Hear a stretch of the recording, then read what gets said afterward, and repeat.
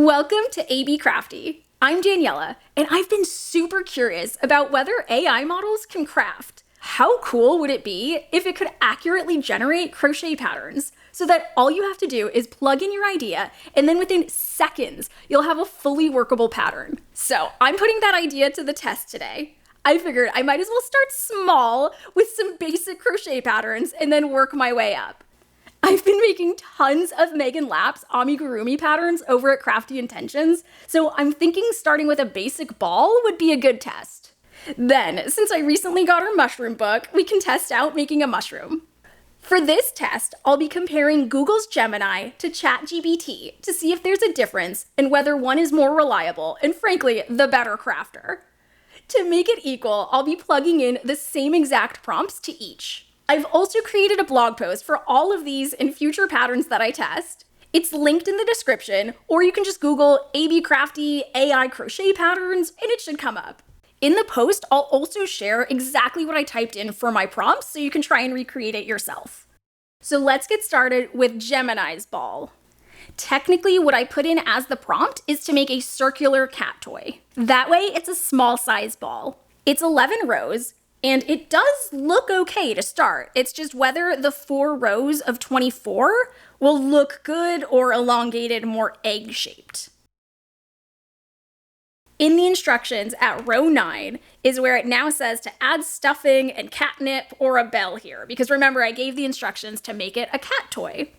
So for our stuffing, I just have a whole bunch of stuffing. I've linked to the one I'm using in the description. It comes as a massive container of stuffing, so if you get it, just be prepared for that. For the catnip, this is what I'm using. It is Cat Crack Catnip. And I gotta say, our cat absolutely loves this stuff, so I do recommend this one, also linked in the description, in my Amazon storefront, etc. I put a layer of stuffing down first, and then I'm adding the catnip to the middle. I completely forgot to flip it right side out. So let's do this again. So we're gonna put the bottom layer of stuffing down. I can just fit this all in. It'll be fine. I'll just snip that end off. And there is our little ball. So overall, I'd say Gemini did a pretty good job making a ball. That is pretty solid. That is pretty spherical. So success. Gemini making a crochet ball, thumbs up. Now we're gonna test ChatGPT's attempt at making a crochet ball. Very similar, but it's only doing 2 rows of 24. So let's see how that turns out. I'm going to use different yarns so we can tell the difference between the two. Let's go ahead and speed through this since rows 1 through 6 are exactly the same as Gemini's. So now that we've completed row 7, it's having us stuff the toy with fiber fill and catnip if desired. Oh my god, I did it again. Make sure to flip it right side out. At least I remembered earlier this time. So here we have our ChatGPT ball. And as you can see, I would not call that a ball at all. Accidental rhyming aside, this is very flat. Look at that. Might make for a nice macaron, but a ball it is not. Because again, we only did 2 additional rows of 24 in that middle section there, and so it doesn't make it tall enough.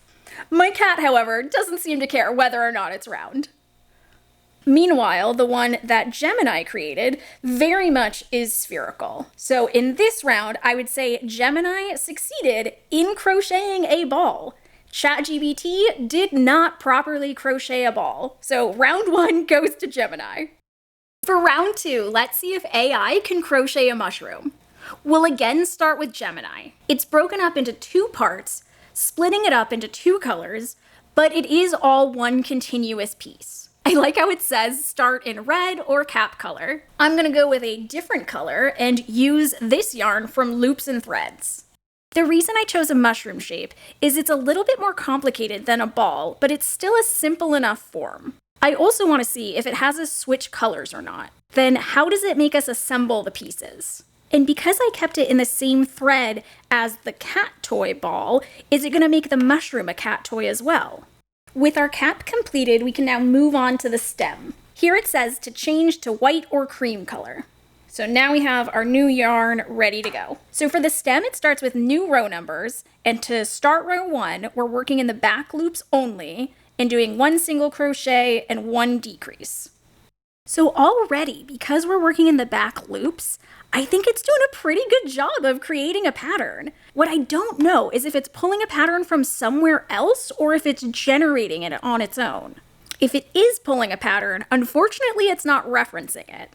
After row 4, it says to stuff the cap firmly and add catnip here. So it does indeed treat it as a cat toy. Just as before, we're going to do a slip knot and then sew in the ends. So here is our finished mushroom made by Gemini. Would you recognize this as a mushroom? I don't know. Doorknob?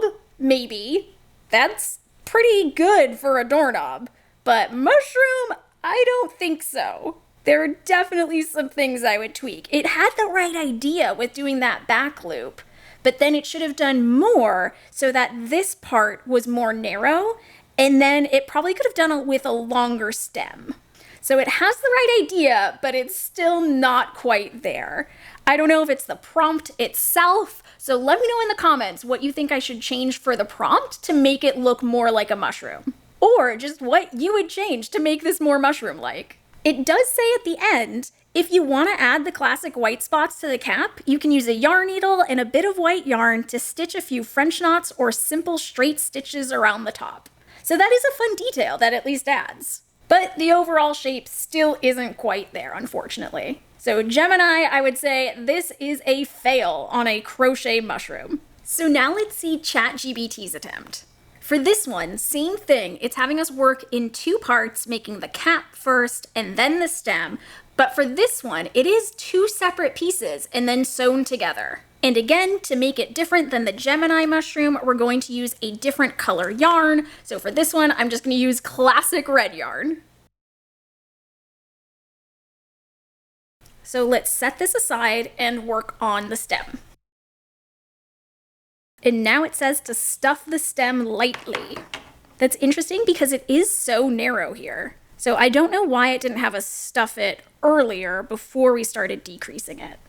Now it says to fasten off and leave a long tail. So there is our stem and here is our cap. For the next step, it just says stuff the cap lightly, then sew the stem to the center of the underside of the cap. And here's the interesting part. So here we ended on 16 stitches for the stem. On the cap, we ended with 30 stitches. So it is not clear how to attach this to the base, because normally the stitches would line up nicely. And it's not even 32 stitches on the cap, so that it would be every 2 stitches for 1 stitch of the stem.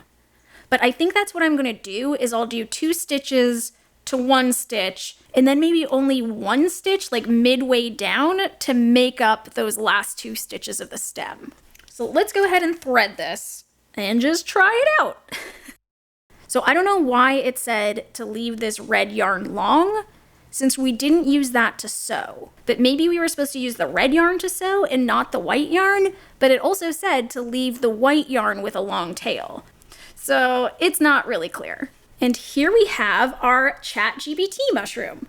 This one is definitely more mushroom shaped, I will give it that, but the instructions were definitely awkward. It very easily could have made the cap and stem the same stitch count at the end so that it would be very easy to sew the 2 pieces together. I do really like the stem though because of how it shaped it and made it more bulbous and then narrow. That is a fun detail. Oh my gosh, I completely forgot. At the end, it does say optional spots, so let's go ahead and do that. And here it is with all 3 spots.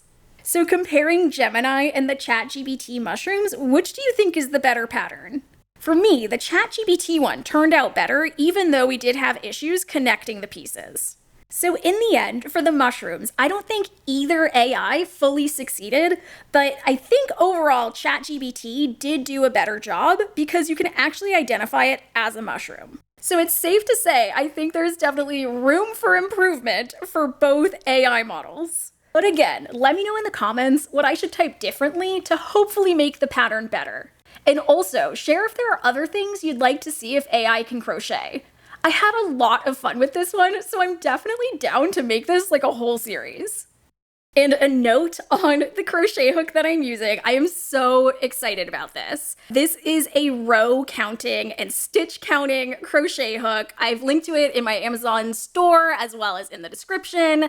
But the way it works is it counts stitches through buttons on the top and then rows on the back. As I work, I'm going to click this after each stitch and you'll see the stitch counter go up. And so I can finish that row, click that row button, and then a clear out the stitch button. I hold and it clears that out. So if you enjoyed this video, please give it a like, hype it, and subscribe for more crafty tutorials. And to see what I'm crafting day to day, follow me across my socials.